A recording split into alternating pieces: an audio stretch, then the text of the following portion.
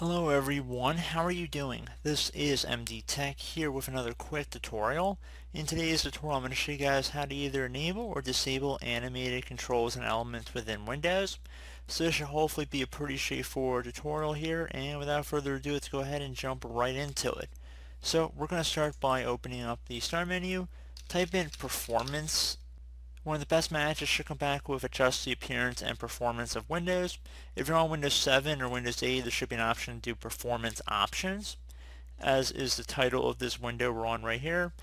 The top result should say animate controls and elements within Windows. You want to uncheck that box if you want to turn it off. If you want to turn it on, just check mark it. So pretty straightforward. And then just click on apply and OK to save the change, and that's honestly about it.